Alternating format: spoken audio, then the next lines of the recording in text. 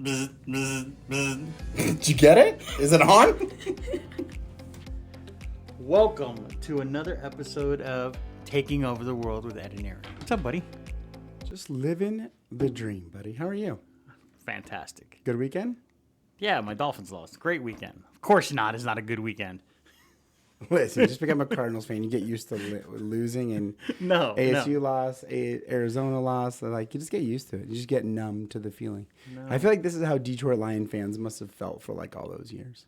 But now they're not like that. I'll tell you who else is coming on board: the Patriot fans. They got a rough walk coming. Rough walk coming. They do. They benched their quarterback.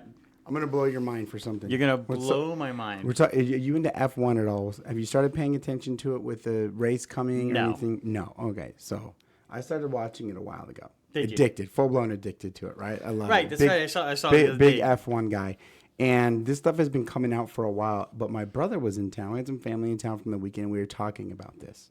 Okay. All right. The packages. And I feel like this is like, and I'm sure we're just probably naive to it because you get over in like Dubai and all these European, Saudi and Monaco, like all these places, probably like this kind of stuff is like no big deal. But for probably the casual race fan and like vegans, are we vegans? We're not vegans. Well, I don't know. Las Vegans. Okay. Yeah. Like this is insane, right?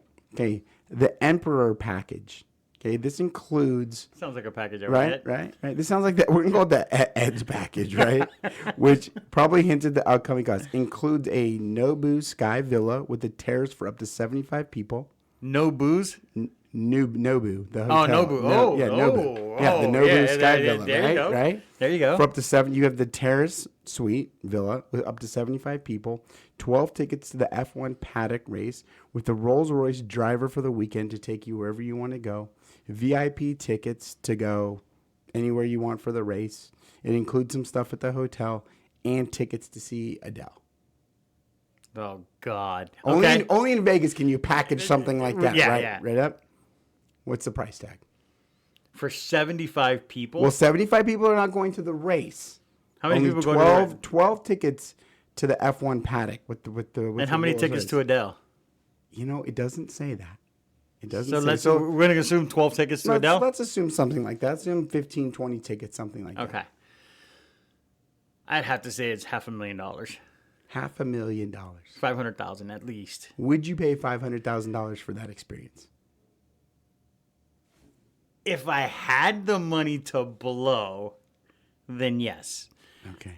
If I had like disposable income where $500,000 wouldn't affect my life in the least bit, then I would probably do that. Well, let me tell you this.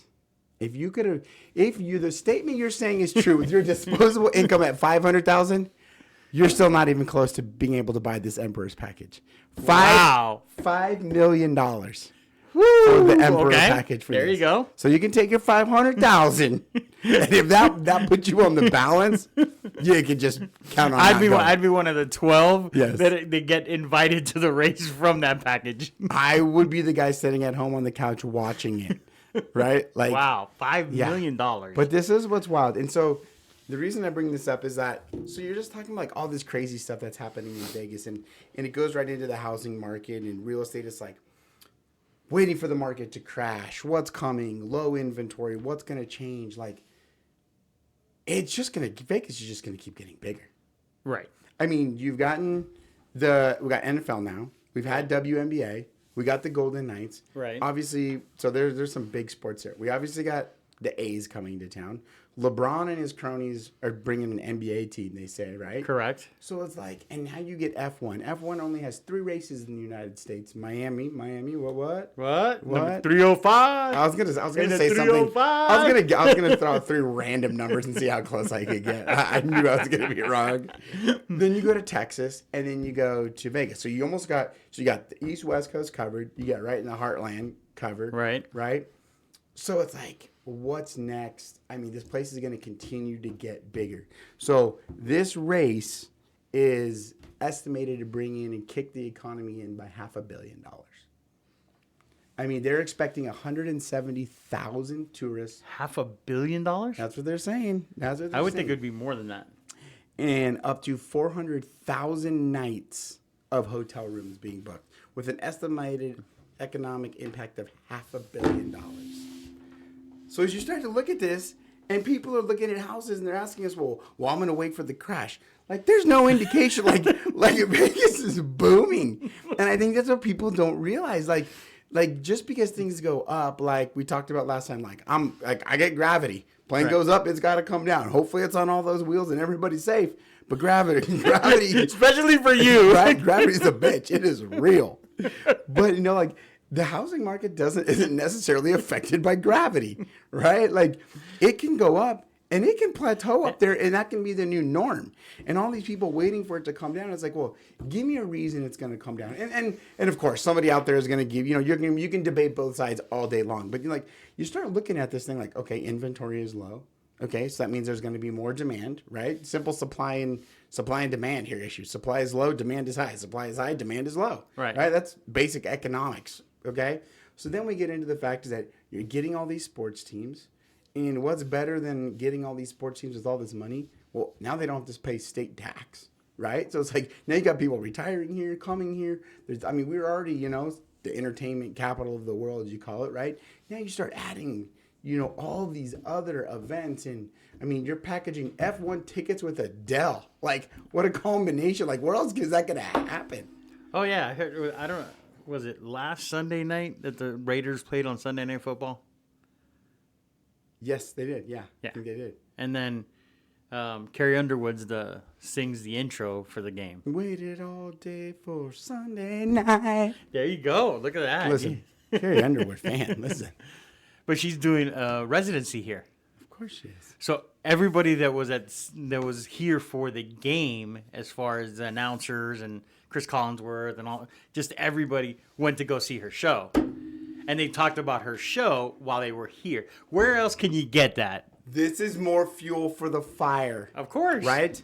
This is big entertainment tying in with football to make this a marketing ploy, right? Power partners. I told you last week, I'm predicting Taylor Swift's doing the halftime Super Bowl in Kansas City in 2024. 2025, whatever that season is, right? Yeah. Now you got Carrie Underwood time. They've been singing these songs forever. Yeah. But it's like, how can we get even bigger? So then they tie it to football, right? And the memes are just still continuously outrageously hilarious. Like, oh, did you see that guy Travis Kelce showed up to Taylor Swift's football game again? That one made me laugh. But I tell you, man, all these people, they're power partners. They're working together.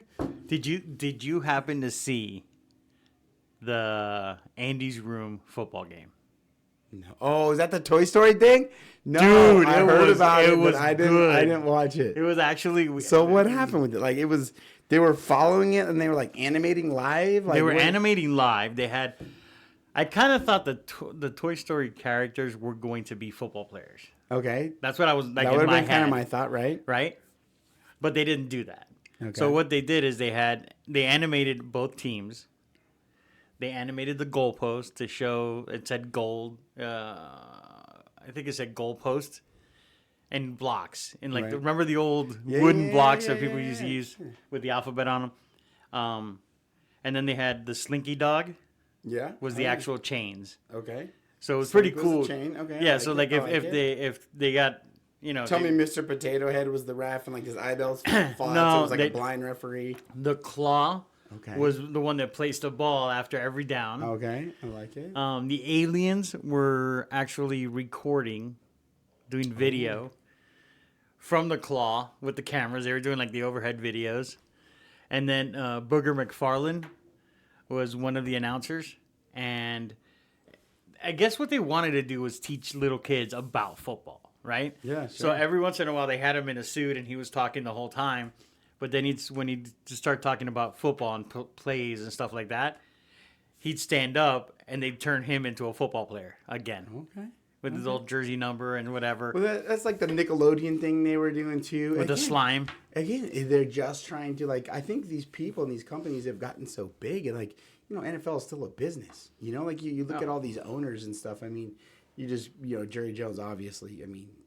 you just don't have to say anything about him. You get the Falcons guy, that Art, I forget what his Arthur last Blank. name, Arthur Blank, like Home Depot guy. You get like The Home Depot owner, all these guys the founder come from big businesses, and now it's like, okay, how do we bring in more money?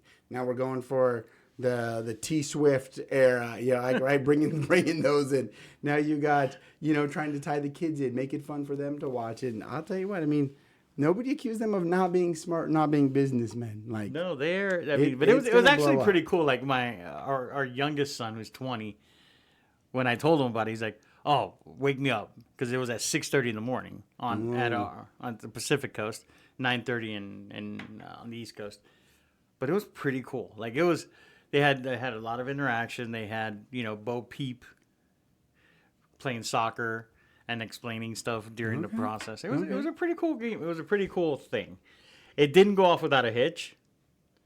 There was a couple of errors. It froze every once in a while and stuff. Okay. But what do you want? It's live animation as the game's going on. Okay. So you bring up your son. So this was an interesting thing. I had this thought this weekend. I was watching my kids and do their thing and just around the house. And I started watching their mannerisms and stuff. Is there a trait that you feel that you've passed down to your kids, like good and bad? You're just like, oh yeah, they get that from me all day. Or like, oh, they got that one from me, my bad. Well, I'd like to look at all the positive traits came from me. All the negative ones came from Mercy. Like, that's just what we did. I just throw that out there. And on next week's episode, Ed has been killed and murdered and is no longer here. So we're going to have a guest for that one. Scratch out my name. Yeah, right? No, but seriously, yes. There's a lot of traits when I see them.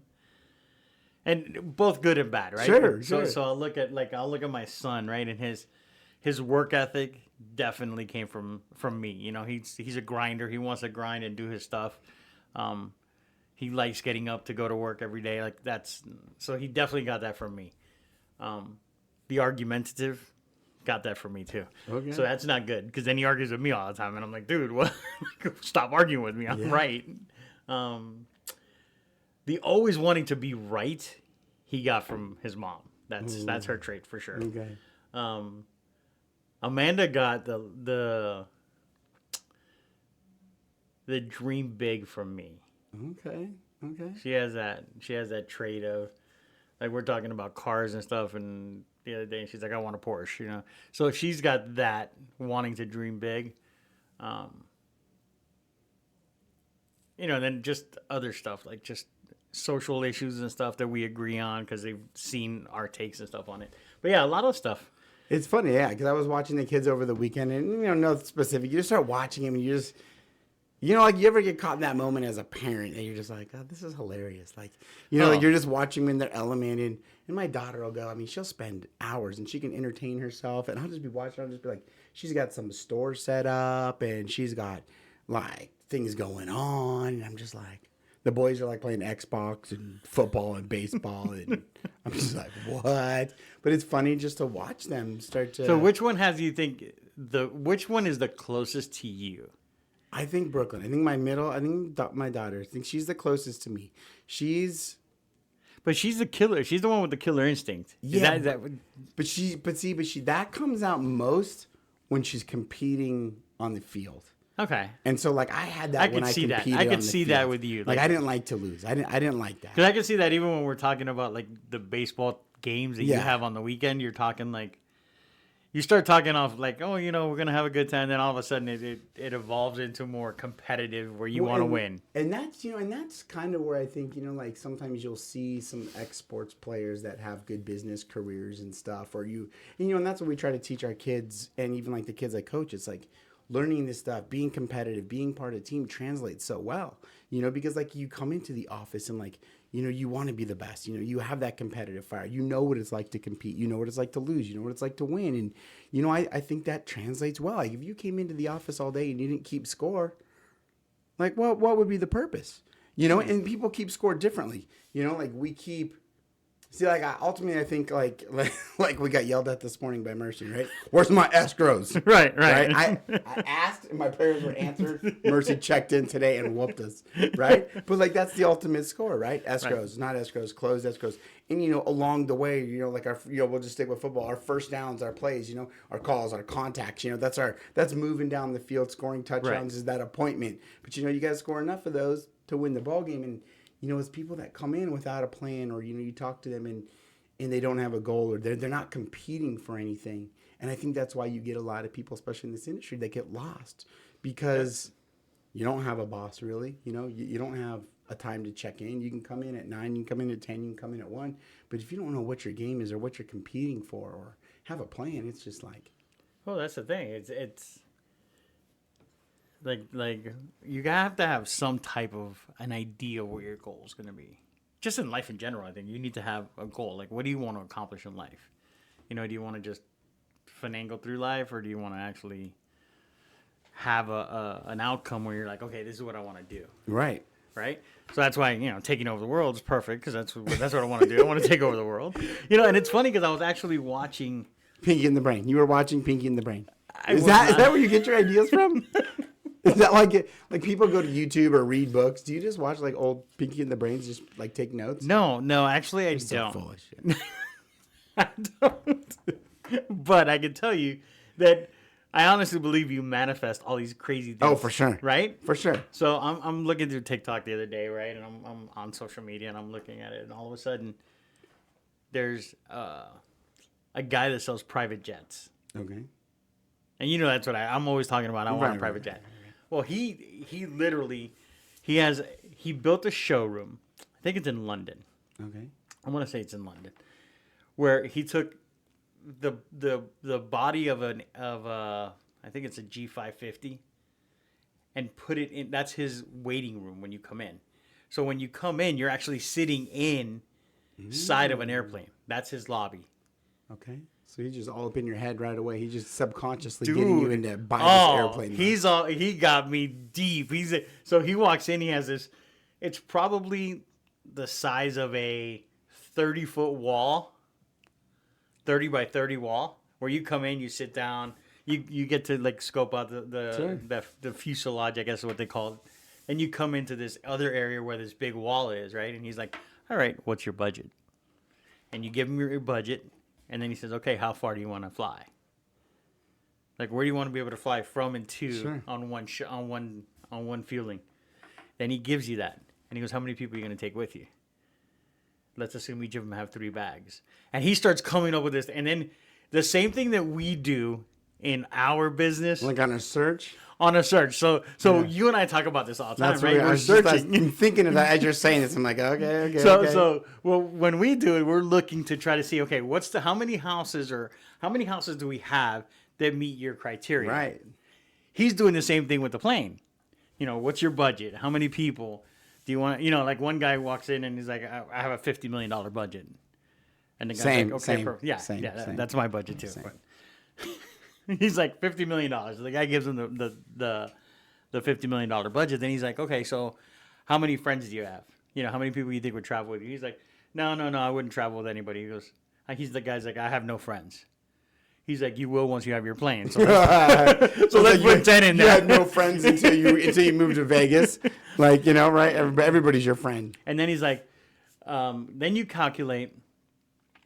So you calculate whether it's a good investment to buy a plane, because he goes over the same thing we do with houses, right? We go through, okay, what are you looking to do? What's the reason of the purchase?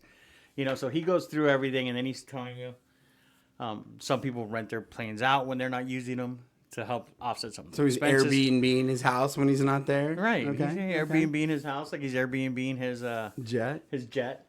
But they go through the whole thing, and then all of a sudden he's like, okay, these are your options. And this is the one I think you should get because this. But he calculates, like, going from west to east, there's less headwind. Okay. So you don't need as much fuel. But east to west, you need more fuel. So he calculates everything, and then he also calculates your expense on maintaining the planes and all that. And I'm like, dude, like, I gotta fly to London just to sit down with this guy. Even if I'm not buying a plane, just to start budgeting it. just to sit down and tell this guy, yes, this is my budget. This is what I want to do. This is how many people. And this is what I guy's want to not travel. letting you inside of his lobby. What are you talking about? Maybe this is like to see a house. You got to have proof of funds. You think this guy's like just gonna let every Tom, Dick, and Harry show up? And Look, be like, if I show up in one of my suits, he'd let me in. Really? I think I can get in. Don't challenge me because you know I'd do that. I challenge you. I will fly to England and I will show up in this. So, okay. So $50 million. Well, that's the guy's budget I was looking Right. at. So God knows what that buys, right? Oh, that has you have a bunch of options at that price. So now we've got a $50 million jet plane. Probably, I don't even know what size plane, right? I think you could even buy like a 737 fully customized at $50 million. I'm playing freeze tag in that son of a gun at 32,000 feet. Yeah, but like what he says, like somebody was saying about buying a 737, he's like, you need a whole staff in here. If not, you get lost in that plane. Like you won't know what to do with it. It's way too much. So we've got a $5 million Emperor suite for the weekend, a $50 million plane. If you woke up tomorrow and had $2 million, $3 million in your bank account, I still have to keep working. Disposable. It's not enough to buy my plane, dude. I gotta keep working. What do you want me to tell you? It's hilarious. What do you think you would go buy? What would you do with it? Let's say you had to go buy something. If I had to go buy something. I would probably realistically go out and buy a building. That's dumb. Why? Because it makes too much sense. That's what I would do. We're not into this to make sense. Like, just a crazy purchase? I want something like. I'd buy a helicopter. You buy it. That's better. That's what I'm talking about. I figured I could see you showing up in like a full blown like Iron Man, like custom Iron Man suit. They don't sell them. If not, I probably would. If you've got like $3 million, I'm sure somebody could get someone to make you one. No, I'd buy the helicopter and park it like Wolf of Wall Street did in his backyard.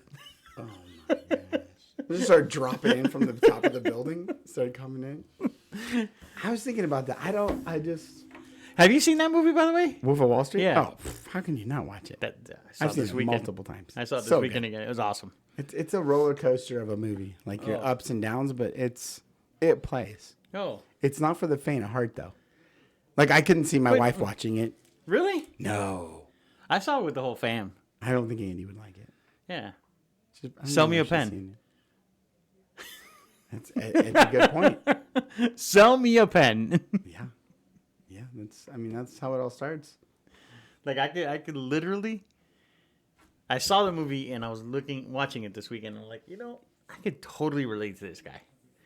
Not the craziness that he does, like not all the crazy stuff he did, but the sales part of it and the mindset of I've been rich and I've been poor and I've been wealthy and I prefer being wealthy.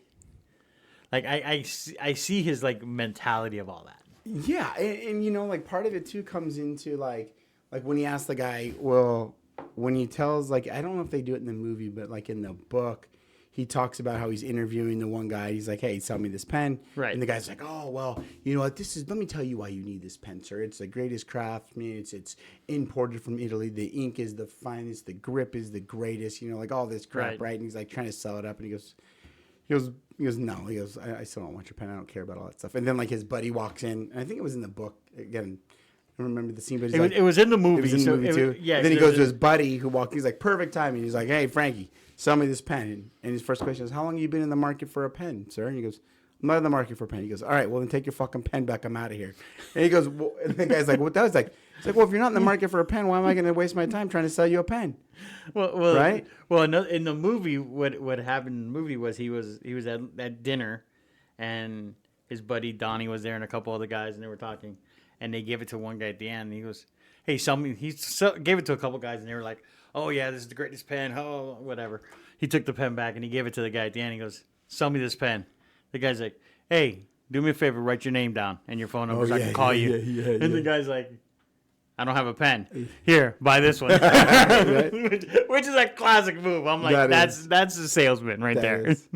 Well, it's funny. I mean, there's some people that either they have it or they don't, you know, and it's something hard to teach, you know, that sales mindset, because you got to think a little differently. You got to think outside the box. You got to be able to think on your feet. And I think that, especially in our industry, is one of the hardest things, is people being able to think on their feet and be, you know, witty or smart, you know, like come up with something, because somebody will tell you, right, I don't want to buy this pen, or like you said, like you got to be able to come up with that on the spot. You can't just hold on 1 second. You said what again? Okay, let me scroll through my phone. Okay. If he says this, okay. What I'd like to say to you now, sir, like it doesn't work that way, right? Like, hold on, you said yes. Hold on, let me go. Like, if he said yes, I gotta look at my chart here, my objection chart, like, and like I know you gotta understand all that stuff. It's like scripts, right? We talk about it as like you gotta know your scripts so well that you don't have a script. You know, like you need to know the process of the questions that need to be asked in the kind of the order that they need to be asked. But the minute you start being, hello, Mr. Seller, what would you do if you could sell your house tomorrow? Like first of all, why is that any of the business? How does that have and like I'd buy another one. I got to move. Like what? Like it's these, you know, like, so you got to know that stuff and get through. And it's just like these stuff, like you got to be able to think witty like that, or else. So hold on. What would you do if you woke up and had $2 million? What would you buy? That's a good question, man. It wouldn't be a helicopter. It wouldn't be a plane. See, none of that interests me at all. You know, I think I'd probably, dude, I could go get like a houseboat. Go down to like Lake Powell. Like, you know, get a sick houseboat, put it out there. That way you could go out, get out of the state a little bit. Lake Powell's. Have you ever been to Lake Powell? No. Dude, Lake Powell's. In Arizona? No, Utah. Where is it? Oh, Utah. Okay. So Lake Powell's the jam. Huge lake, right? Just go put like a houseboat and a boat out there. I could see that. You know, like you could probably take 2 or 3 families out there. Enough to where it's like a getaway. It's like a staycation, not a staycation. All right. Dude, you got a boat. You take the kids tubing, water skiing, get out on the water a little bit. So in the next episode, you're going to have your houseboat. I mean, that would be pretty sick. That would be an escalated timeline that I would be okay with, sir. Oh God. I would take it. I think that's where I'm going though. You got anything exciting? You got anything exciting going on this week? Sports, man. Sports, and more sports. Family's all kind of headed out of town. When are they heading out of town? The weekend. My mom's out of here tomorrow. But then it's time to, the boys are back in baseball. My daughter's softball, soccer. Boys got soccer. My son's got his first kid pitch game tonight. Oh. You know, he was sick last game, or he busted his neck a little bit. So the White Sox were 1-0, baby. But it's intriguing to watch, like going from like my 12U baseball team back down to 8-year-olds. Like learning how to pitch for the first time. Is your son gonna pitch or not? He's gonna pitch tonight. We're gonna put him on the bump, see what he's got. See if we can keep the over/under on hit batters under 3. Make sure he doesn't throw like Stephen A. did. Yeah, we're just gonna fire the zone. We're gonna see what happens. White Sox are 1-0. That's it. That's all you gotta really know. All right, buddy. We'll catch you next week. Yes, sir. All we'll right. be here.